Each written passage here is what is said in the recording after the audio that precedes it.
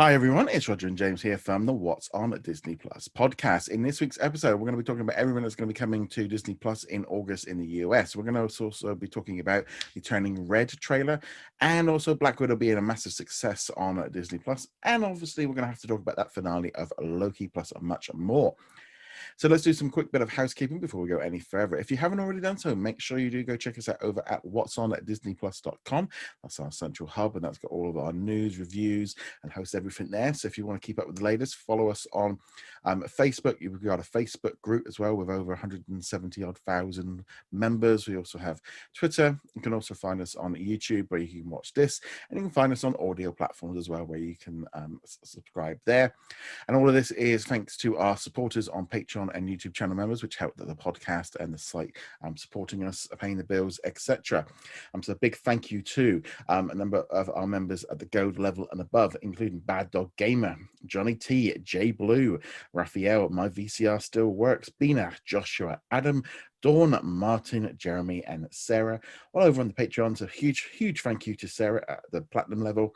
We also have Andrew, Jacob, Caleb, Res Marsman, Andrew, Cody, Darren, The Juice, Lauren, and James. So again, all of that really helps support the podcast. So if you want to become a member, you can become some from as little as $2 a month. And if you join it on YouTube, you get the live Q&A where you can join in every week and get early access to content and help to support the channel. Right, that's all of that out the way. Let's jump into it. Now, before we jump into the August stuff, let's just talk probably about maybe one of the biggest stories of the week was Disney officially announced some details about Black Widow. This is the first time we did it. It obviously came out in cinemas last weekend. We did a review last week. Loved it. So it actually managed to pull in over $215 million on its opening weekend at the box office and also on Disney Plus Premier Access. It pulled in $80 million at the domestic box office, $78 million at the international box office, and over $60 million on Disney Plus Premier Access globally. And since then, it's obviously gone up because it's been another week since those news. But this is the first time Disney has ever kind of gone publicly on record and stated what a movie has done on Premier Access. It's never done it with any of the previous ones, and to do it so quickly. And this has kind of brought in a lot of things. Some people saying, it's a lot lower than they were expecting. But the thing is that people sometimes don't realize with Premier Access is that basically it's equivalent of them selling 4 or 5 tickets. So when you see it as a family, they've basically got the same amount of money as if you'd all gone to the cinema. Because people go, well, if everyone had gone to the cinema, then it's like, but also Disney don't really have to share that revenue with the cinemas, because that's the thing. When you go see it at the cinema, the cinema takes a cut of it and the studio takes a cut of it. They do it through Premier Access. The only ones really taking a cut of it are the credit card companies, and maybe if you're going through Apple or something like that. But if you go through the direct website, pretty much nearly all of it is going straight to Disney. So it's a lot more profitable for the per transaction. This has kind of led to kind of a load of people kind of going, is Premier Access dead? And then there's a whole load of people going, no, this means Premier Access is alive because it's doing so well. And I just feel as a whole, personally, I did buy the movie on Disney Plus Premier Access. I don't want to go to the cinema right now. I don't. Literally, Monday is for us Freedom Day, when all the restrictions are removed, just as cases are hitting a huge high, and it's just the Delta variant and all the rest of it. And this is causing problems right across the world. I mean, Sydney's gone back down to the lockdown. There's the whole host of things going on. So it's not over, folks. There's no, as much as some of it is kind of all up reopening, all the rest of it, there are still going to be some bumps ahead. And I do think that Premier Access is going to have to be something that they're going to have to keep. They're probably going to have to do right through the winter, because I feel there's still going to be some issues going right through it. And the fact that Disney came out with this number, I think is very strong, saying how much, I mean, you had the cinema chains in one of the, well, they would have done more, and we want to get, it's like, yeah, but it's in your interest not to have them at cinemas. It's like in my interest to say everything on Disney. It's like, well, yeah, it's not. It's essentially listening to the cinema chiefs. I was a bit like, yeah, but it's like not in your incentive to never put anything on streaming. Just have everything in cinemas constantly. But what did you think of all that news? Honestly, this is the first I'm hearing most of it. I kind of really didn't pay attention. I knew the numbers because I remember reading those, and I thought it was interesting that they did publish the money numbers for Disney Premier Access, because, as you said, they have never done it before. And obviously, I suspect that's because the numbers on the previous releases, Mulan, Cruella, Raya, really weren't that impressive in terms of what they were hoping for. Again, keeping in mind that under normal circumstances, each and every one of those movies would have made 9 figures easily, and some of them could have even pushed $1 billion. It's weird even just saying that, honestly, but it's yeah. I know that there are more and more movies breaking $1 billion or were breaking $1 billion prior to COVID, but it's still it's such a weird number. And of course, the 60 million, while also a very big number, is not in the same category. And if they're willing to announce it for Black Widow, then we have to assume that it was probably much closer to like 10 or 15 for these others. So I would not expect them to continue pushing these numbers unless, say, they put, I don't know, Shang-Chi on there and it does even better. I don't think that it would, but you never know. At the minute, Shang-Chi is supposed to be 45-day cinema only. They've pretty much said that. Now people keep saying, well, they've said it's like they can change their mind. You know, if they look at Black Widow and go, we need that 60 million, you know, we need to feel that 50 million. We're going to need that because the numbers are a bit soft. You've got that. We've also kind of got a weird thing, I think, going into the winter when numbers start going back up. You know, see what happens, because I think definitely there's a lot of stuff going on right now, and you know, I think it's too early just to kind of be thinking the middle of the summer. It's when, you know, generally we had this kind of last summer as well, where everything kind of slided back to a little bit of normal, and then it all kind of bounced back a few months later. And you know, that's what I'm expecting to happen. So I think Shang-Chi's got a chance of kind of getting out there. They can see where the numbers come in. I think ultimately doing a test on Marvel is harder for them to do because it pulls in a different kind of audience, but also they tend to pull in a lot of people in the first weekend. So that, I mean, if it is only on cinemas, I'll go see it, and I probably will go see it on the on that opening, but it's going to be another 6-8 weeks down the line. We'll have to see where everything's going on by then, but it will be interesting. We've got an investors day coming up, so not an investors day, a quarterly investors info. And yeah, I wouldn't be at all surprised if Premier Access continues. The only issue that keeps getting brought up is piracy. There's a lot, obviously, much better copies of Black Widow around on the internet, because there was on Disney Plus Premier Access, because obviously they were able to get a perfect screen grab. So there has been a rise in piracy because of Premier Access, which they have to be aware of. But they got Jungle Cruise coming up in a couple of weeks, and that'll be interesting then to see how we go with that. I think also when they've had like 5 different movies of different types, you know, they can see then from there like where they go, what they're doing, and all the rest of it much better than just like one movie, because Black Widow might have been the only success, but the other one, it's very tricky with these movies. I would not be at all surprised if Black Widow is the only success, period. And you know, when they get to Shang-Chi, like, yeah, we could pull in another 40 million or 30 million with Shang-Chi by going Premier Access, but honestly, even if we only pull in an additional 15 million at the box office, that's only for the 1 week, whereas we may continue to generate ticket sales over the next couple weeks.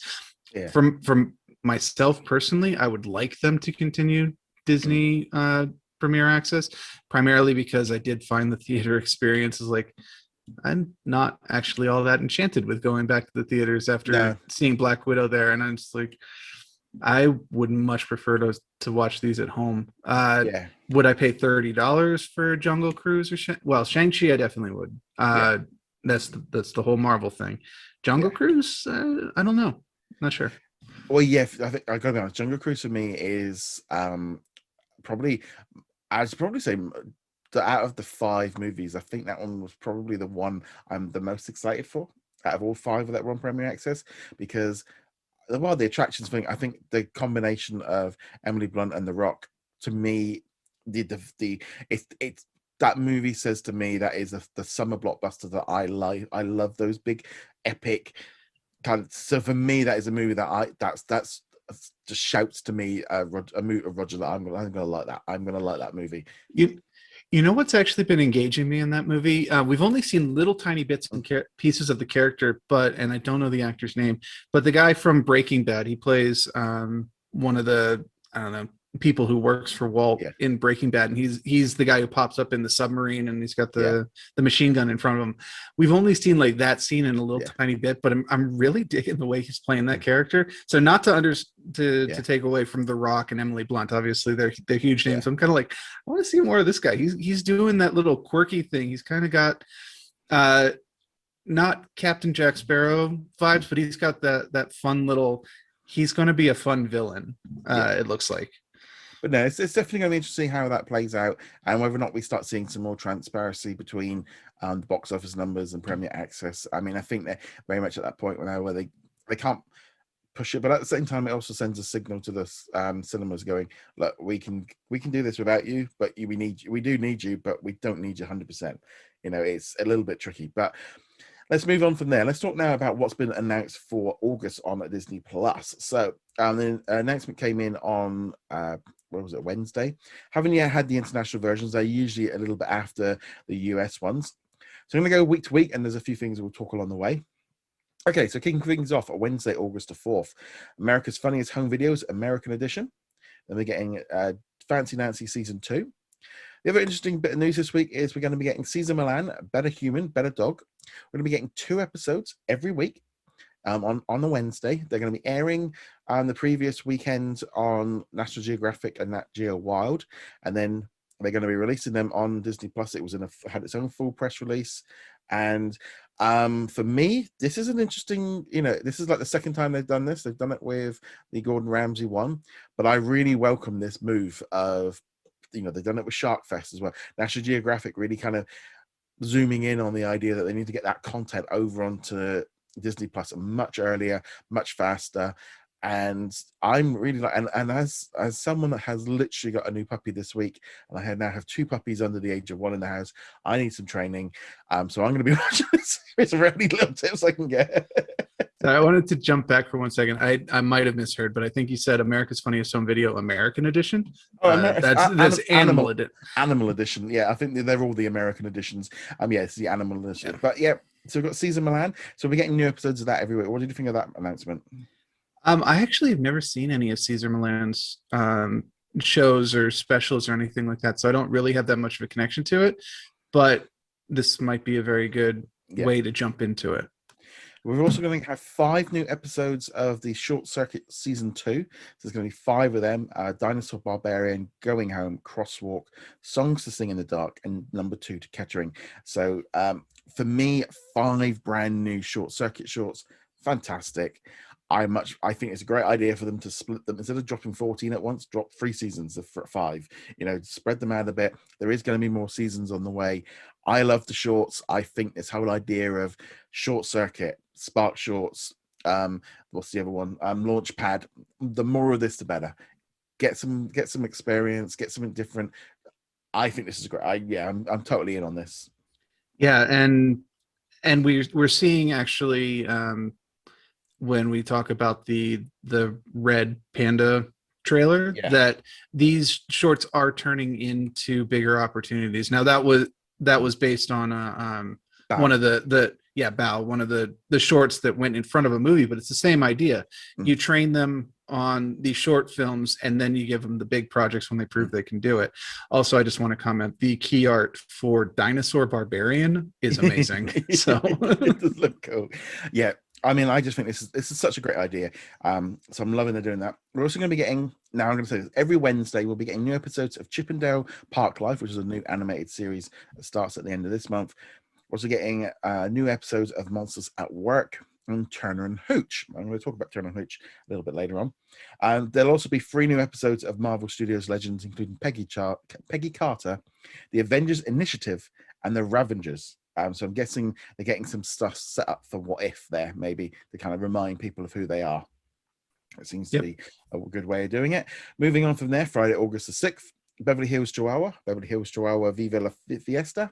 We've also got the final episode of Gordon Ramsay Uncharted Season 3, Killer Shark versus Killer Whale, Mrs. Doubtfire, the finale of the Mysterious Benedict Society, and the penultimate episode of Star Wars The Bad Batch. So kind of finishing off there. Anything jump out at you? I kind of want to watch Mrs. Doubtfire again. I watched it a long time ago, and I just remember being really funny. I wonder how well it's aged. It's going to be interesting to how that one. I haven't watched it in a while, and we're going to be watching it for one of our retro reviews with Jeremy next month. That's on that one was picked by everybody. Moving on from there, Wednesday, August 11th, Breaking Bobby Bones season 8. So we get season 1. We're getting the other half of this first season. They've been doing like split drops on that one. I mean, Disney just seem to be experimenting all over the place with these release schedules. There doesn't seem to be any. It's getting very hard to foresee what they're doing because they don't. I mean, things are changing even between when they're putting posters out. And then we're getting Gabby Duran and the Unsittables, season 2, 10 episodes of that, and then the Chicken Squad getting 7 episodes. So we're getting some batch drops there from the Disney Junior, Disney Channel, and National Geographic. And then we're getting What If, the brand new Marvel What If, which is looking great. Loads of stuff. I'm really looking forward to this one. So that will be dropping new episodes every Wednesday. So that should be 10 weeks. So that will keep us going right through August and September. Moving on there, from Friday, August the 13th, we're getting Aquamarine, Shark Attack Files, and then the finale of Star Wars The Bad Batch. Wednesday, August 18th, we're getting 5 episodes of the second season of The Owl House. Again, another little batch drop. Season 9 of Dr. Oakley Yukon Vet. Seasons 1 and 2 of Life Below Zero. And a brand new documentary series, Growing Up Animal. We're getting all 6 episodes all at the same time, which is an intimate and extraordinary adventure of baby animals from the safety of the womb to the uncertainty of birth and their tentative first steps. Each episode sees an incredible transformation of these iconic animals, full of wonder and emotion. Growing up is a magical story of a mother's instinct to nurture and infant drive to survive. So that one, definitely going to be lots of cute little animals in that one there. Hopefully we get some little alligator Lokis and stuff. And then the big one, really, we're getting season 2 of Diary of a Future President, but we're getting all 10 episodes all at once. So the experimentation continues. They're trying something different. I don't actually agree with this decision. I think this is, I maybe understand that maybe they're going for such a young audience that they're much more likely to binge at this age because they haven't got jobs. I mean, the people that we're aiming at for this show are probably only like 12, so therefore, they haven't got, and it's the middle of the summer, so they can probably binge watch the whole lot in one weekend. But they could have got 2.5 months of releases out of this series. But did you enjoy the first one? I can't remember if you did or not.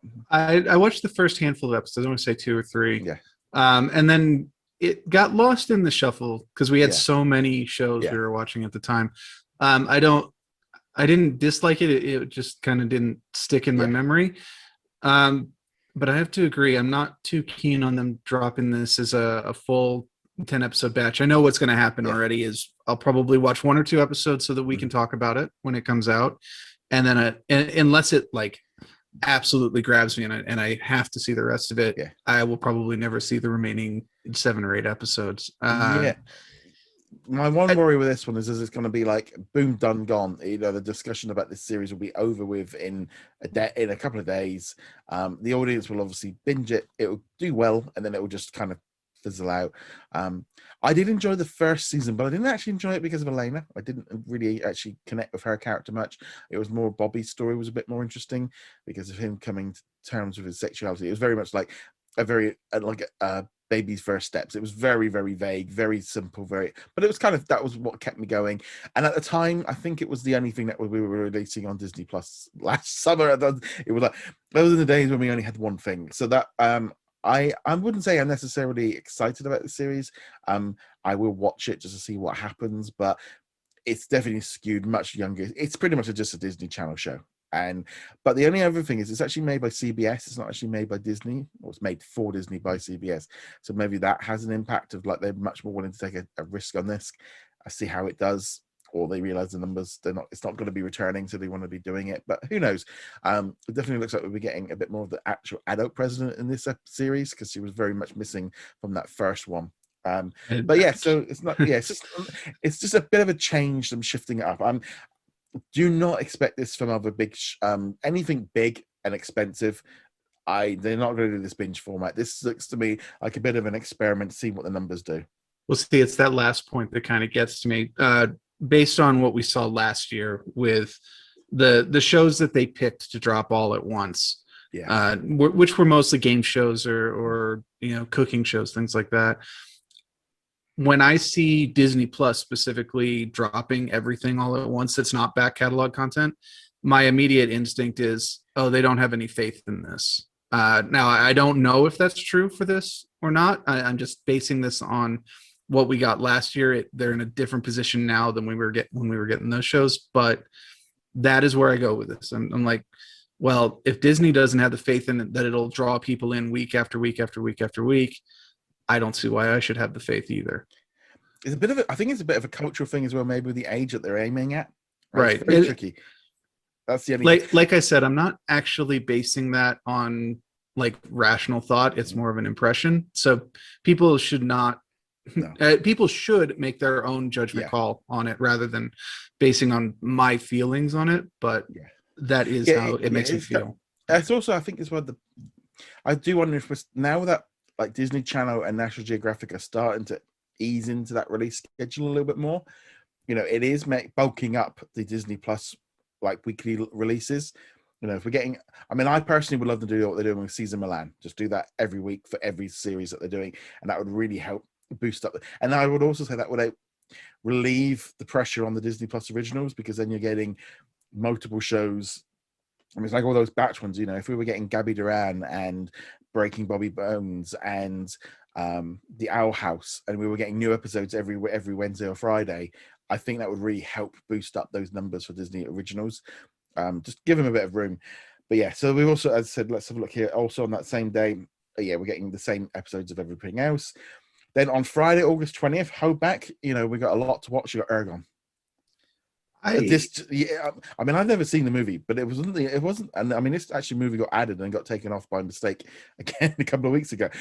For me, it's more like, whoa, we're going back to one thing on the Friday the 20th. Maybe they've got something big up their sleeves that they're going to announce at a later date, but one classic movie on Friday. We've gone from bulk Fridays where we didn't have anything to watch, we couldn't decide, to then you've got one old movie. Yeah, and I have to admit, like, I didn't even like the book Aragon. And then my friends who do like the book Aragon were like, never touch the movie ever. Yeah. This is an abomination. Even Jeremy Irons can't save it. Now, if Disney wanted to take the route of what's yeah, that's what I was thinking. If they wanted to do that and reboot it as a series and do it properly, there's a lot of discussion on the internet. Even the book owner, there's a lot of there's been a lot of pressure going on to Disney socially about doing a Disney Plus series on that. I would be behind that. I would definitely watch it, even though I didn't enjoy the book. I'm not touching this movie with a 20-foot pole. They'll put it on there, and I will forget about it within 10 minutes of it. So you got a nice Friday off there. I do. So then on Wednesday, August the 25th, we're getting Dr. Kate's Exotic Animal ER Season 9, Gigantosaurus Season 2, 12 new episodes of Wicked Tuna Season 10. And then we're getting a new Star Wars The Mandalorian gallery, making a thing of how they made the second season's finale with Luke Skywalker, which is just like, why on earth is this coming out like now?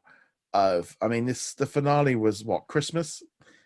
It's like taking 9 months to give us a behind the scenes look. It might make more sense when it comes out if we find that it's paired with some sort of announcement, perhaps a release date for Boba Fett or Mandalorian Season 3, but this far in advance, it's kind of like, this is a little arbitrary. Having said that, this could be very interesting, because that entire final episode, or that final scene from the final episode, was really cool. Yeah, it might be worth actually going back and watching the episode again, because I can't really remember. I can obviously remember Luke coming in and beating everything up, but it's been that long since it came out. And looks like, I would probably say one Friday, the August the 20th, because there's nothing out, just watch The Mandalorian again. Go for it. There's not a bad time to rewatch The Mandalorian, honestly. And then on Wednesday, on that same Wednesday, so that's that. Then we got all the new episodes of the other 4 shows, and then on Friday we're getting Cruella, That'll be available to all subscribers, so that's definitely worth checking out. That's a great movie. We're also getting Dan in Real Life and Underdog. They're both returning in the US, and Disney Princesses Remix and Ultimate Princess Celebration, which is also airing on Disney Channel the same day. So again, this is that kind of mix up, and instantly makes, as I said, this is where that the roster just looks so much more impressive when you start putting these day and date stuff in there. But what do you think of August's lineup? Actually, with the exception of the continuously running shows, so What If, and then the shows that are wrapping up like Bad Batch and so on, not all that impressive, really. No, it's a very light month. A lot of people complaining about the lack of classic content, and I gotta be honest, I'm gonna say, hold up, yeah, this is very much a bare bones month. It feels light. There's obviously, we've got What If, which is great, we've got continuations of Monsters at Work, and we've got Turner and Hooch, even getting Diary of a Future President and Growing Up Animal.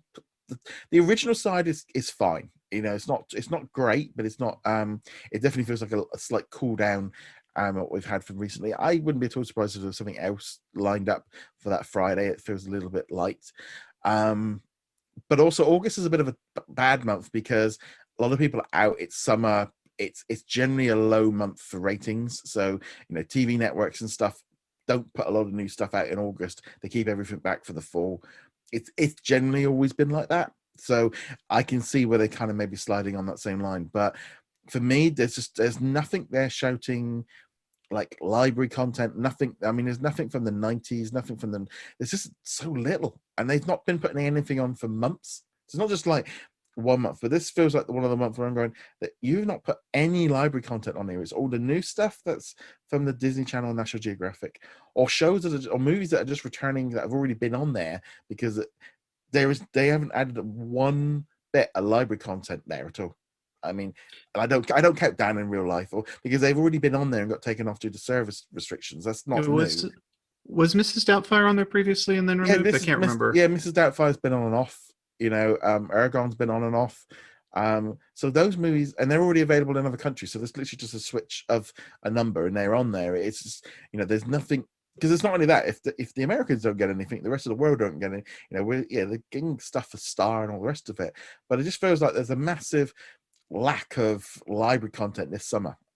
So many movies and series from Disney's list. I mean, Josh has done up an article on our website. It's been one of our most popular ones of what's missing. There's like 700-800 shows and movies that could be put on Disney Plus that are missing from their vault, and just very light. And it is a little bit on the lines of, I feel like, right, let's take originals out and let's take the new shows from the channels out, and it's like, and then you take away the servers, the ones that have been available somewhere else, but there was nothing left, and that's bad. That just feels a very light month. And I think it was Josh also put together a list of shows that had problems in them, like missing episodes or episodes out of order or in the wrong aspect ratio. And while I would not expect to see those on the release list, it doesn't seem like they've been putting any effort into fixing those either. Well, they have actually been. This past week, they took off Miles from Tomorrowland. They took that one off the other day, and I suspect that'll be back. They've split that into 2 seasons because the name was different. I think they did it with Sonny and a Chance as well last week. With So Random, they fixed that one. They've gone back and fixed, what was the other one? Mickey Mouse's Mixed Up Adventures and Mickey Mouse's Road to Races. They've gone back and split them up into, because in the 3rd season they rebranded them a different show, so they've been kind of mixed up. So they fixed that. They have been going back. They fixed like the Incredible Hulk, Spider-Man, was it School of Rock? Not School of Rocks. Schoolhouse Rocks. Yeah. They've gone back. They have gone back and fixed some stuff, and they have been tweaking some of the bits and pieces, some of the metadata and stuff. There's still lots of mistakes, but they have been going back and doing little things, but they don't tell anybody. I mean, it wouldn't be so bad if they put up a little tweet up and said, "Yeah, Mickey Road to Races will be gone for a few days while we fix something." They don't mention anything. It just suddenly parents and go, "It was really bad with Mickey. Where's Mickey Road to Races? Why are they taking it off? My kids like." Yeah, it will be back, but we're not happy with their routine being broken. The popularity of that show always surprises me because, like, as an adult without kids, I never hear about that show. But then all of my adult friends with kids are like, I have to have this available to me. It's crazy. It's like how Bluey and Mickey Mouse Clubhouse are just monsters on Disney Plus. You just, they're so hard. And the other thing that's kind of really interesting, and I don't know if it's because of the kids being out in the US or so, but the trending chart in the US has just completely shifted to Disney Channel shows. It's just the last couple of weeks, I'm going, is it broken? Is it? It's all these like rants, like they've stopped watching movies and they're all binge watching classic, a load of Disney Channel shows, and like, and I'm thinking, oh yeah, I suppose if the US kids are off, because the UK kids don't break up till next week for the summer holidays. Yeah, I was like, yeah, it's probably having an impact on it. It was kind of weird because I was also thinking the last time I was at Disney World, I stayed at one of the hotels, and they literally had a channel that was dedicated to almost nothing but Mickey's Racer. I think it mixed in with Mickey's Treehouse as well. Now, obviously, that wouldn't impact Disney Plus ratings, but I believe a lot of the hotels now have Disney Plus in the rooms. At least the more expensive ones do. And you get back from a day at the parks, and you just like, you have some Mickey's Roadsters and leave me alone. I need to sleep. I think the only time I really ever watched like Disney channels, I think when I'm at the parks, because I think you're in that zone and going, yeah, I don't, but yeah. I wouldn't say I watched them per se, but they're definitely good. Just turn the TV on and get some noise while you kind of go about getting ready for bed or getting ready for the next day, whatever. We also had a couple of new trailers this week. We had Turning Red, which is a brand new Pixar movie coming out in March next year. What did you think of that trailer? It was weird. I can see where Bao turned into this. Yeah. I did not like the Bao short. Actually, I think once he eats the brother slash what is what's the name of that thing? It's not a rice ball. No, the actual the steam bun. Yeah, the steam bun. Once he actually eats the steam bun in his fit of rage or whatever, I was done with that. I was just what is this? But I also get a different way. It was more of like it was about the overbearing mother trying to let go of the son. Because obviously and they flipped it, and it's very much like Turning Red is about an overprotective mother who can't seem to let her daughter, and that definitely seems to be very much the kind of thing. I mean, doing a full Hulk transformation at the beginning of just a rage blowing in her, and I thought it looked cute. I thought it looked fun. Again, art style is very different for Pixar. It's a little bit different. I know there's a lot of Canadians really happy because the character looks like it's set in Canada, because she had a Canada t-shirt on. The only thing, and this is the one thing that got me, was in the press release, it said it's coming out in March 2022.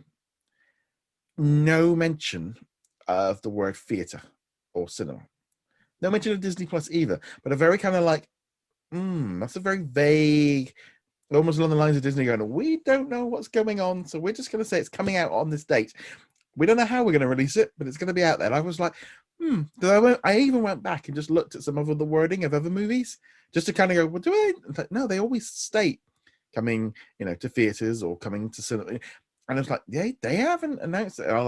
It's like they can't push the third Pixar movie in a run onto Disney Plus, but they could do, because I know that Luca had an incredible first week on Disney Plus, pulled in 1 billion plus views, smashed into #1 on the Nielsen streaming chart, and it's been a massive success. Same thing that happened with Soul. Pixar might actually be in that situation. These movies are monster hits for Disney Plus, so it just seemed I picked up on the fact that there was no wording of the word cinema, so they could change things, and I know but I'm going to keep an eye on this one. It'll be interesting how this works out because with Enchantico they were very open about the fact of coming to cinemas on this date. This one, no mention of it, so I'm just going to keep an eye on that. They probably haven't decided yet, but to put a different spin on it too, we've also seen people working at Pixar who have expressed frustration that the movies are not going to theaters. Normally they're pitching it as, well, if Disney is not making tangible money off of it, that is, it's very hard to show what part of Disney Plus is earning them money versus just a normal subscription, whereas box office numbers are pretty cut and dry. So it'd be interesting to see if Mm. Disney's like, no, Pixar, you've become our Disney Plus, like premium content that you don't have to pay extra for. And Pixar going, no, no, no. We make premium content for it to be sold in a premium format. It's kind of a weird one because I think it goes back to the old feeling of like straight to video and kind of straight to streaming kind of feels a little bit like that, and kind of that. I still feel like, the thing is, the numbers are what matters to them, of like looking at what was this movie done at the cinema to what is it worth on Disney Plus, but also what's it worth in merchandise, because as Luca, have they sold more Luca merchandise because more kids have been able to watch it? We don't know what the number, how that works, the cross effect over going the other way. But yeah, I'm just going to keep an eye on that one. And we also Yeah. got a trailer for Stuntman, which is coming to Disney Plus next week. We're actually getting 2 movies next week: Stuntman and Playing with Sharks. Looks a fun movie. I'll have a review up next week on that one before it goes up. Haven't watched it yet, but yeah, look at that one. The trailer to me is like, it actually was more along the lines of, oh yeah, I need to watch that this weekend. Because I totally forgot about it.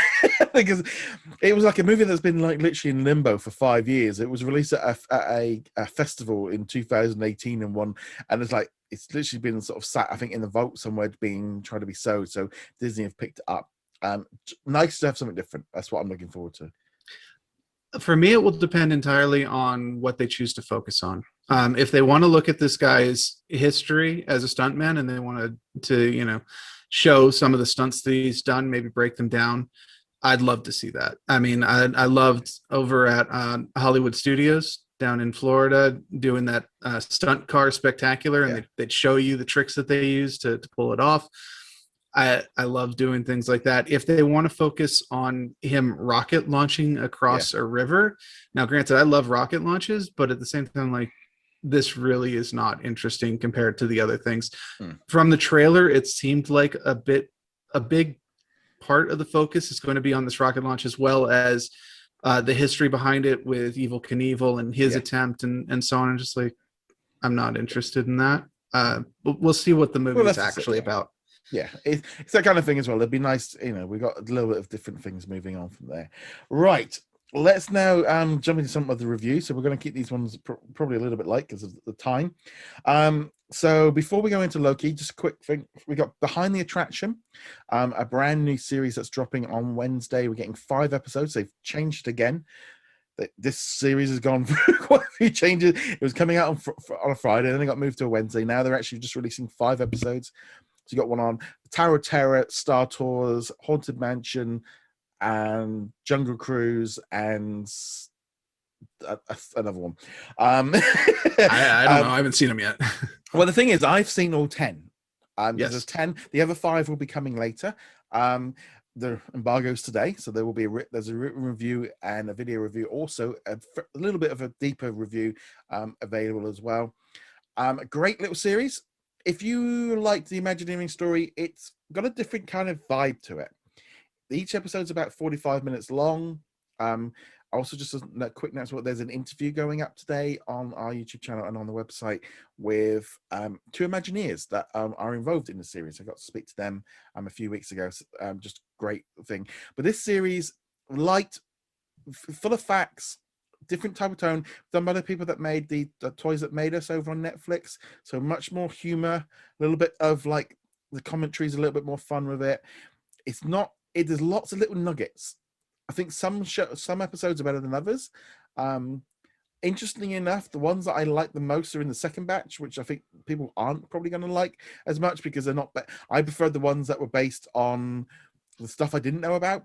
Finding out about the trams and the castles and the Disneyland hotel. There was a whole episode about I found that fascinating because the Haunted Mansion, Jungle Cruise, those have been covered a lot over the in the history. So as for me, I like going back and watching stuff about the stuff I didn't know about, because I am a Disney nerd, and every time I go on a holiday, I buy myself a little either biography about an Imagineer, or I'll buy a little book about the parks, about history or movies.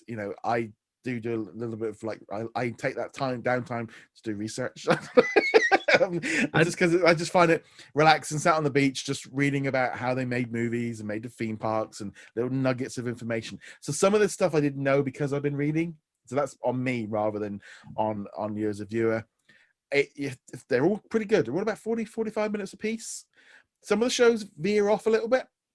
So like with Star Tours, they talk about that for a long time, and then they kind of go and drift into like Galaxy's Edge and tell you a bit about Galaxy's Edge. Same thing with the Space Mountain. They kind of veer off and go onto the Tron coaster, which is so much better than Space Mountain. And they do, and Jungle Cruise, they kind of wander off a little bit onto the Animal Kingdom. Because it's just like it kind of like where like the branches go, the timeline goes with Disney on them. But no, a really good documentary series. I'm really hoping people check it out. I think it's not, like I said, it's not in that same tier as Imagineering Story because it's got a very different presentation style. But just jump in and out. It's not much easier. If they've got a lot of trivia going into it, then I'm looking forward to it. I love seeing the behind the scenes stuff. I love hearing the little conflicts or what they wanted to do versus what they actually did. And seeing how the rides change over time too. Like you mentioned Space Mountain. I don't know if they mentioned Hyperspace Mountain in there at all, but that was always a fun change. Or how the Tower of Terror turned into the Guardians Mission Breakout, stuff like that. It's all covered, yeah. I will say it was fun. One of the last times I was at the park pre-COVID was for a 5K, 10K, and one of the benefits of doing those, of being stupid enough to wake up at 3:00 in the morning to run around the parks in the dark, is that you get to see stuff you don't normally get to see, and we got to see kind of a little bit into them working on what I believe was the Tron coaster. Yeah, I mean, I did the Tron coaster in Shanghai. I did it twice. I loved it. People are gonna love that coaster when it gets in. Only be aware that if you do have big calves like I do, then you have to sit at the back, but then it's still really fast. Also, Hyperspace Mountain. Funny you mention it because I did that one in Hong Kong, and there was no queue. It's great. Just ran straight on it. Did it like 4 times. Absolutely loved it. I wouldn't. It's like whereas Space Mountain in France is so different because it's an upside down vertical roller coaster inside. It's completely different to the one in Florida. So there's they are very different. But yeah, there as a theme park fan and I loved all that. I mean, I think this is a great series. I wish they were dropping it weekly. I'll be honest. I feel like this would have had a little bit more impact being a weekly show. But yeah, definitely check it out. A lot of fun. Yeah. I'm now a little annoyed that Space Mountain was closed when I was in Disneyland Paris a couple of years ago. I would not go back specifically to ride that, but if I ever find myself in Paris again, I'll have to do that. I was like, admittedly, the chances of me going back to Paris anytime soon are I was like low. that with Shanghai with the Pirates of the Caribbean, because it's supposed to be amazing, and it was down for refurb that week when we were there.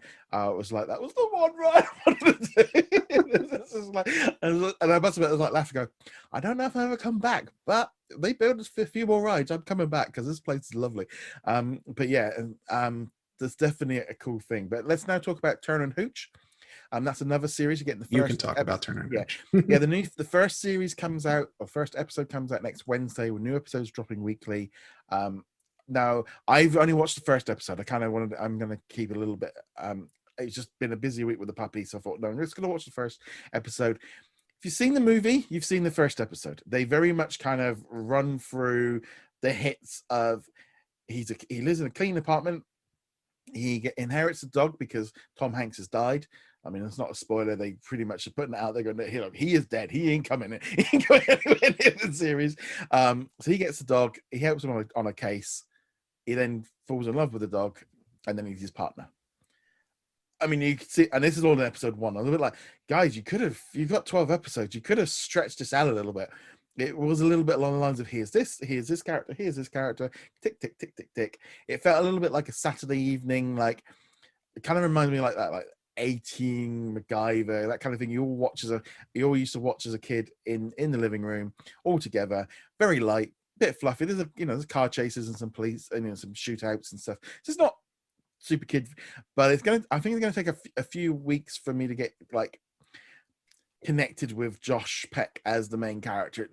He's a bit like bland, but it might develop over it. All the characters were a bit like they're trying too hard to set. I was a bit like, we could slow this down a little bit. We don't have, if you're going to retell the first movie, and they set it up for what's happening in later episodes, but it was a little bit like trying to redo the whole of the first movie in 45 minutes was a bit. It just like, okay, you could have done a little bit longer. I completely did love the fact I had lots of laughter about how bad Hooch had destroyed the place, though we didn't actually get to see him do it too much. But having, as I said, got a new puppy this week. I've got 2 puppies right now. The living room and the kitchen and the garden are just covered in mess. So I was completely, and I love those French Mastiff dogs. I mean, Turner Hooch, I think that movie set that dog up for me. I mean, and my bulldog has been slobbering away because of the heat wave here right now. Just like so much, it was just like, yep, totally connected with the character. Totally loved it. Great little series. I'm looking forward to seeing where this one goes. It was what I was expecting. There wasn't any surprises. It didn't blow me away, but I am going to come back to watch some more episodes because it's like this is going to be a fun little series. We need more of this on Disney Plus. There's something that's not, I love the Marvel shows, I love the Star Wars shows, but we need more these kind of shows. That aren't around franchises. And whether or not they need to do Turner and Hooch reboot, I don't think they did. But it's a fun little series. But obviously, we'll talk about it much more next week when you've seen the first episode as well. Let's now move on to Loki. So we're also going to talk spoilers on this one. We'll talk about the whole series as a whole. What did you think of that finale? It's a bit mixed, actually. Yeah. It was off to a really good start and middle. The whole scene with Immortus / Kang / whatever was great. Mm-hmm. I loved that entire sequence with him and Sylvie and Loki and kind of peeling back the layers. But I found the ending unsatisfying. They left so many dangling threads, and it was very clearly no, we're going to deal with this later. We're going to deal with this later situation. And then, of course, we get to the mid credits, and it's like season 2, and I'm like, oh, great. I got to wait for season 2 now. So part of it is frustration that we have to wait for season 2. And part of it, though, was I really wish they had resolved something to at least give us a slightly satisfying conclusion to season 1. It was very, I mean, I that kind of thing. I go like, are they going to get, because I kind of was guessing Kang was very likely in there because obviously he's a time traveling from the future. We know he'd already been cast in Ant-Man and the Wasp, Quantumania. And even just the fact of some of the statues and some of the stuff in the little Miss Minute video looked a bit like the actor. So I was kind of ready. So he appeared and I'm like, yeah, this is a big moment. He's making his debut. This is the next big villain for Disney for this. And I think he's probably going to be the villain for probably for phase 4. I think and beyond. I think this one's going to be a big one. Weird with how it was, and then suddenly kind of he's in full control, he knows what he's doing, and suddenly it's like, okay, this is the end of it. I don't know what's happening now. And obviously Sylvie just takes control because she just lets her emotions take full emotion. She just kills him, but then of course she's there going, you can kill me, but there's gonna be more of me, that kind of, there's more variants and they're gonna be worse than I am. It's just like so yeah, that was kind of interesting. And then obviously Loki getting sort of kind of becoming the hero in some respect of going, no, maybe we should, like, this is for the greater good. This might not be a bad idea. Can we listen to him for a little bit? And then he gets sent back in time because Morbius doesn't even know who he is.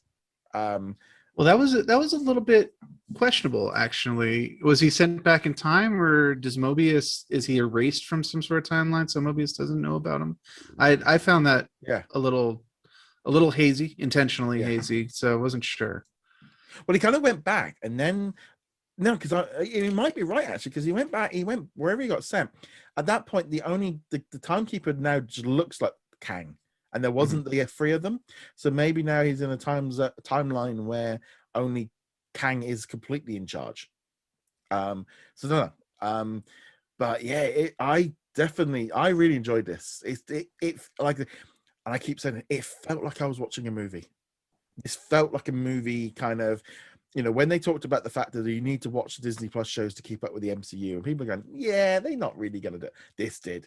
This has changed. Spider-Man, the new Spider-Man movie, we're going to have multiverses in that one. We're going to have, Doctor Strange. I mean, we knew the multiverse was coming in that one.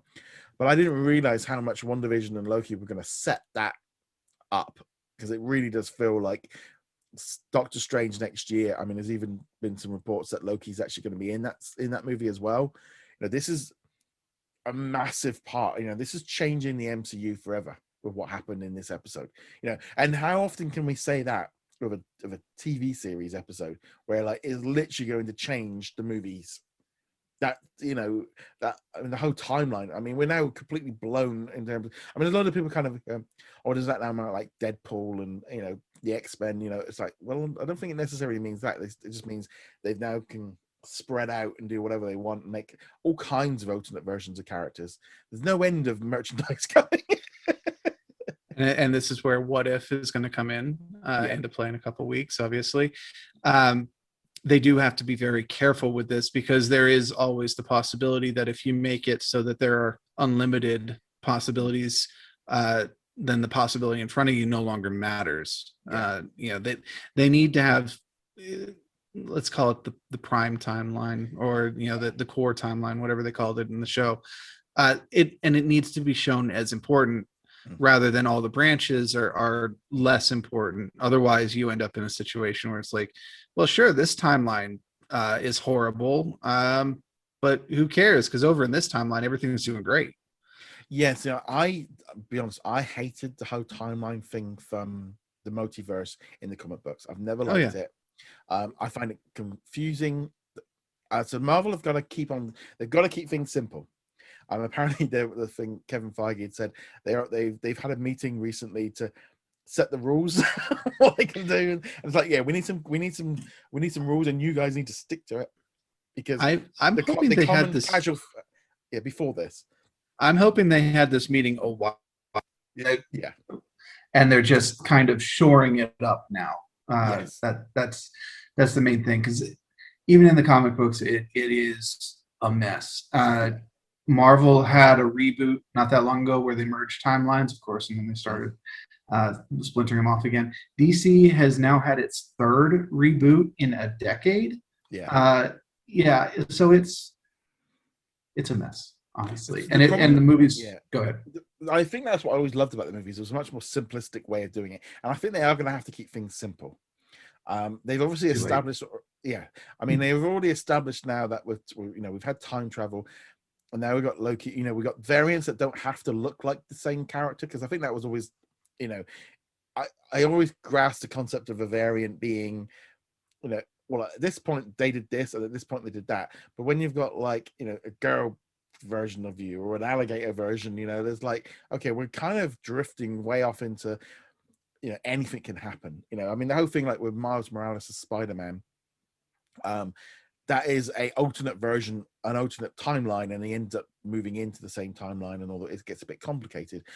But I think now already we've seen with Spider-Man Into the Spider-Verse, we saw it even being hinted in Far From Home. We are seeing this kind of splintering in, and if they can keep the rules simple, I think that's good. But I thought Loki, hands down, best series. I loved it. I loved the interaction between all the characters. It felt like I was watching a long movie. Second season was like, yes, it kind of ended again. This is so open, and I think kind of knew that beforehand, because like you knew with like Falcon and the Winter Soldier, like once it become Captain America, the show name had to die. Same thing with WandaVision. You knew that. Well, Loki was so much more vague. It was like this can just keep rolling, and I think Loki's really helped having much more time on himself, because he's such an interesting character, and Tom plays it so well. For me, this is a straight up win. Of the 3 Marvel series so far, that's now my favorite. This is pushing me for the Mandalorian. I'm like, well, which actually is my favorite Disney Plus show? Because I really enjoyed Loki. There's just something about it. It had movie star quality. I think they bringing in Owen Wilson really helped with that, and the importance of it now, because it's not just a throwaway show. This is not, after years of things like Inhumans and Agents of S.H.I.E.L.D., which are like, well, it's kind of connected, but, and here's Cloak and Dagger. We're going to mention Daredevil, but not call him by name, or in Daredevil. Oh, there's a wall crawling superhero. No, this is like full on. Oh no, we've just wrecked all the movies. Yeah, Yeah. I'm still annoyed by the ambiguity of whether the Netflix shows are. It's like you guys launched them as part of the Marvel universe. Don't backtrack on it. Well, it looks like, I mean, it looks very much like Daredevil is going to be a big thing now with the new Spider-Man movie and She-Hulk. So I think they're gonna. I don't know why they wouldn't, because ultimately I think maybe they've just got to that point. Kind of look, with the fans are used to that. Let's just roll with it. Don't and yeah, I want to see more Daredevil. I love that character. And honestly, even if some of the shows weren't that great, the actors they cast in general were fantastic across the board for the Netflix shows. I mean, they've made Deadpool canon this week as well. I mean, did you see that trailer? This reaction video for Free Guy. I don't know if you've seen the I've not seen this. It's got Deadpool and Kong, not and Korg, doing a reaction video to Free Guy, and like Deadpool's going, well, they're also busy making Disney Plus shows that they have. Like literally referencing that, like you think I'd say to Korg of like, so how do you get in the MCU? And he goes, just smash your dreams and all this. And it's like, you have to watch. It's so good. And I think this whole thing of like seeing Korg and Deadpool together sat on a couch, this is Deadpool. Again, Loki set Deadpool up. And Deadpool already could like jump between timelines and stuff. So yeah, I think this has just all helped all of that just come into line. But yeah, so I'm really, really looking forward to more of that. I actually forgot that Taika was in Free Guy. I'm looking forward to that. I'm looking forward to that one because I mean, there's a big video game fan. And anything with Ryan Reynolds, I just find him so funny, and I don't think I've ever been disappointed in anything other than maybe X-Men. But yeah, generally, yeah, totally in on that one. So what else have you watched this week on Disney Plus? Just kind of yeah. So we got a couple. We've got I'll just list them off. Bad Batch, not sticking strictly to Disney Plus here because some of them aren't on Disney Plus here, but also Love Victor. Yeah. And then the Mysterious Benedict Society. Those are the three. I watched some episodes of the gloaming, but I'm not up to the current episode. So I think I'm a little bit behind on that one because, like I said, it's been a bit of a busy week as well, just in terms of everything. And it's that's a show that I'll probably check out with next week. I think we'll get back into line. And I watched one episode of MODOK, and I don't think I'm going to continue. I've tapped out of that show. I haven't gone back to it for a couple of weeks, and I don't know if I will. It didn't really. I found it annoying. I don't know. There was something about that show. It didn't click. No. So the Bad Batch. What did you think of this episode? I enjoyed it. I think it was a little bit of a step down from last week, and last week already wasn't the greatest episode. I did praise the production values for last week quite a bit. I think they took a step back this week in terms of that, which highlighted the fact that the story wasn't super amazing. It mostly hinged on being like, hey, it's Hera and it's Chopper. Yeah, I kind of was a bit like, yeah, this universe is like, stop doing this, guys. Just it's like you're in a massive universe with planets full of millions and billions of people. We can't keep running into the same people. If I just it's like if I just suddenly got off a plane in I don't know, in Canada, I'm not going to bump into somebody like it's I don't know. I just find it's getting a little bit like we got to get past this making everything interconnected. I know they're trying to do it with the Bad Batch. I don't know if we needed. They could have done this story without Hera. They could have just done this as any character, and it would have worked the same. And that would have worked better, I think, for me. It's okay. I really struggling with the series. It's just like let's get some meat. There's nothing. It's just like you say. It's like cameo of the week, and it's just like I need a little bit more than that. Yeah, one of the strengths of the previous extended universe, so the one that Disney got rid of when they took over the property, they had to get rid of it. I'm not going to complain about that. Was that you did not have this sense that everybody knew everybody. Sure, the important characters interacted. Boba Fett knew the heroes and so on, things like that. But the little minor characters never interacted with Luke Skywalker. They never interacted with Han Solo or Darth Vader or any of this. So it felt like the galaxy was huge. There's a little spot for everybody, and while your your efforts might help the rebellion in this way. It didn't require Luke Skywalker to come in and go, "Good job, kid. Thanks Yeah. for helping the rebellion." Disney went in the complete opposite direction. Yeah. Everybody knows everybody. Everything is interconnected, and I'm not fond of that direction. Now, I'll give Bad Batch a little bit of leniency on this because this is also very clearly Dave Filoni just going, "I'm playing with all the toys," But yeah, it really does feel like the Star Wars universe is getting smaller and smaller and smaller with every single episode, and it is honestly getting a little annoying. Yeah, I kind of, like I said, it was one of the last shows that I kind of got to. Oh, I haven't watched Bad Batch yet. I got so many other shows that yesterday I forgot there was a new Bad Batch. It's just been a bit bland. I'm just like, come on, let's get. The last few weeks have just been a bit slow on it.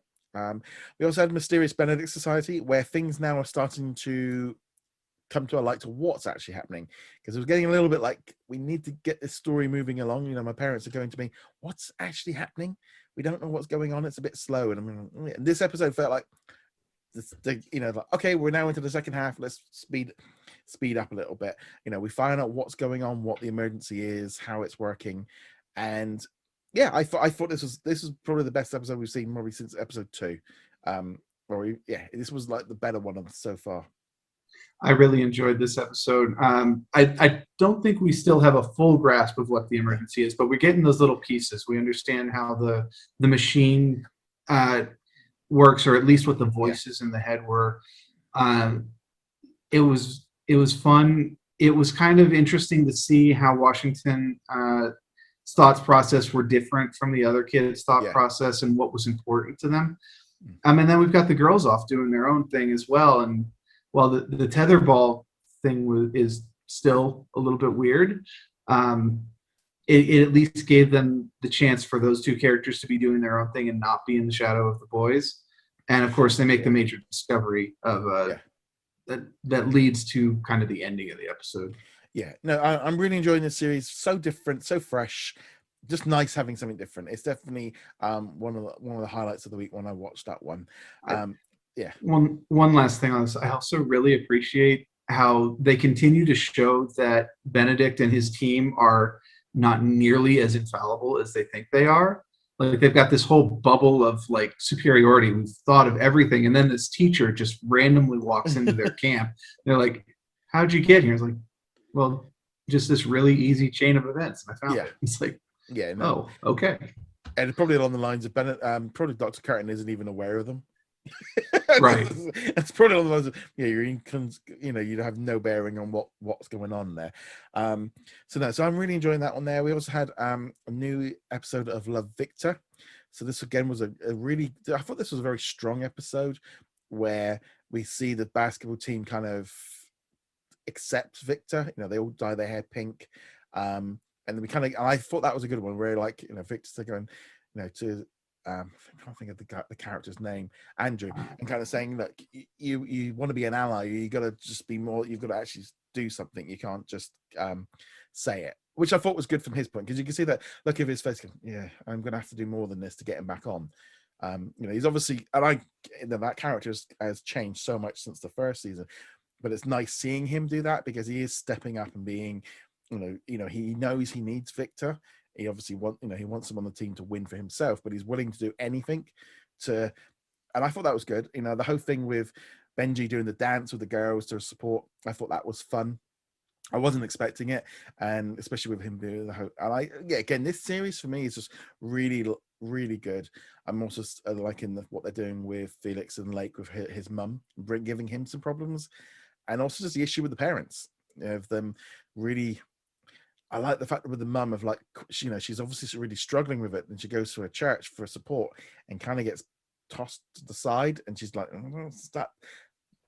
I wanted to come here for you to tell me it was all right because you've changed your systems, and it's like, no, we're not changed. And like, wow, they really, I've just, this whole season is so much better than that first season because they've been allowed to stretch to go because they're not making it for Disney Plus. I'm just really this is because I haven't seen a new episode for like 4 weeks, so it was like, oh yeah, we're back in. I've got new episodes coming up now. I'm really, really enjoying Love Victor. It's refreshing in the fact of that little bit of more maturity makes it so much more enjoyable to watch.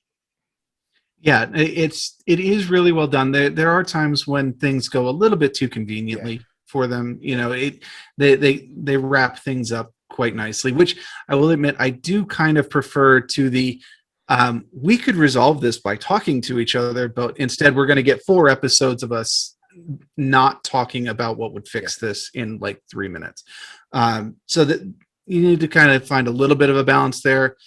Uh, but overall, really good. The whole church thing was really well done. I did like that the mother, rather than taking that the church kind of reinforced her point of view or her original point of yeah, view, was like, no, the church. I love my son, and the yeah, church maybe isn't, yeah, the moral center in this, or that particular church, I should yeah, specify. Um, but even with that, she's not all the way there, and yeah, her husband is seeing that. It's like, we've got to go the full way here together, or yeah. this isn't going to work between us. And that was really well handled. Yeah, and uh it's been nice watching it for the. I did have liked the fact because like traditionally, generally in series and stuff, you always see it with the dad is the one that has the problem and the mum isn't, and the mum usually comes around the quickest. And I've been enjoying the fact they twisted that a little bit, where the dad is actually, he's trying his best to do to learn about it to and I've really and him going to a meeting is something I've never seen in any other show or movie. I found that to be very interesting of how they're showing it from a parent's point of view of what you need what they need to do, and him finding out more and getting more involved in the culture and stuff. Because I've spoken to friends that with the issues that they've had with their parents, and some of the struggles and things that they've said. And I did find that I enjoyed that aspect of him going off and trying to find his own way to deal with it. And he's found a little support network, and it's making it's I don't know, I just find that it's so, because it could have gone so easily with the dad being the one that was against everything, and I'm glad they've gone with the mum having the issues instead. yeah, and also the fact that the dad is trying to reach out to his son. Like, we had the whole shoe thing a couple Yeah, episodes ago, and they're not taking away the macho side of it. He's still trying to connect to Victor mm, through the ways that he already knows how: yeah, basketball, manly things, and so on. And it's not quite working, but it's also not yeah, working. We haven't really seen too much of their actual interactions, no. except for here and there. It'll be interesting to see how Victor reacts to how his father is changing, or at least attempting to change. Because I don't think he even, I think at the point in this series he doesn't even know he's going to the classes and the support group. It certainly doesn't seem like it. He's completely unaware of what's going on. But I just really good show, and I keep saying this would have been this would have been such a better position on Disney Plus, because in High School Musical this week we had a full scene with Carlos singing to Seb about their relationship, about being the only gay in the school, and are they only together, and they're like, no, they do a whole song together. And it's like watching, I mean, this was a much better episode of High School Musical. It's probably one of the better ones so far of the season. It felt back to what it was about, putting on the show, putting on Beauty and the Beast, and there's a lot more scenes of them together. And it was actually it's been like drifting away in the middle of the season, which seems to happen a bit, but it's a good fun episode. And I kind of watched that there and go, yeah, great. They're dealing with being gay at school and all the rest of it. And then you kind of watch Love Victor and wow, they just completely, and then you got like Diary of a Future, but you got these different levels that they're going through. And I'm really just, yeah, for me it's like this is such a different level. They obviously aren't afraid to lean on it, because they're doing it in High School Musical and in Diary of a Future President. They are covering these stories, but Love Victor's that little bit older, and I'm just really enjoying it. It's just a great little series. Yeah, it's not a perfect series. There's certain areas that they take the easy route here and there, but it is an honest effort, and I think that counts for quite a bit. It goes back to the point with Andrew, the basketball captain, where Victor points out, there's a difference between an ally in you're not actively antagonizing people, and that is the full extent of your allyship, versus, you know, doing something to actually make things better. And that's the shift in that episode. Also watched a new episode of Grownish. Gonna be honest, again, we seem to be mid-season where the wheels come off and it just feels like we're spinning around doing the same thing. Nothing really, it wasn't a great episode. Again, I have just been binging my way through season 7 of The Walking Dead. Just getting, I think I'm probably getting to the end of that season, getting ready for the new season. I'm now looking at going, right, okay, season 3 starts on Disney Plus in about 4 weeks. And I'm thinking, I've only got seasons 8, 9, and 10. I got 3. I was like, I think I can get this done. I'm loving the series. I'm completely. It's quite funny because Disney put out a new poster for the 11th season, but they obviously it's put up on the and it got picked up by a lot of American journalists and stuff this week. I think Brandon from comicbook.com was like this, like seeing retweeted the picture of like Disney Plus with Walking Dead, and people are just going boom. Just like how is this like it's an AMC show in the US, it's not even connected to Disney. Why is this Disney Plus is like, you know, the baby, you know, here we are over here in the US with, you know, the babysitting service, and here in the UK they get in the new Walking Dead. It's just like the and people thinking, oh, it's the Hulu. It's like when people say that about Disney Plus, though, it's like it's not Hulu of Disney. Hulu's, it's like, no, Star is like National Geographic or Marvel inside Disney Plus. It's not a separate app. It's not different. You know, we're not getting, there's no ads. It's like, no, it's built in there. You know, you log in, the banners are the same, the icons are the same. It's there. And but I'm absolutely loving The Walking Dead. Absolutely, I've completely been hooked by it, so I'm really enjoying it. It's great as well. You know, like, I never thought I'd ever be at the point. You know what I'm going to be talking about this time next year on Disney Plus? We'll be like, yeah, new episodes of The Walking Dead. Definitely different. I'm waiting for episodes of Fargo, honestly. Yeah. Well, I think because Fargo FX, because yeah, I mean, we're going to be getting lots of FX shows coming up in the winter and stuff. But yeah, it should be a lot of fun. So I think that's pretty much going to wrap up this week's show. Lots of things we've been watching, lots of different bits and pieces. So next week we've got lots of more to talk about. But let us know what you're excited for watching in the coming weeks ahead, what you're looking forward to from August. Love to hear your thoughts. As per usual, thank you very much to all of our patrons and YouTube channel members for their support. And also a big thank you to everyone that's just watching, listening, and part of the crew. Everyone, you know, you all contribute by just watching and doing everything. So I can't thank you enough for all of that. And on that note, guys, thank you very much. See you guys soon. Later.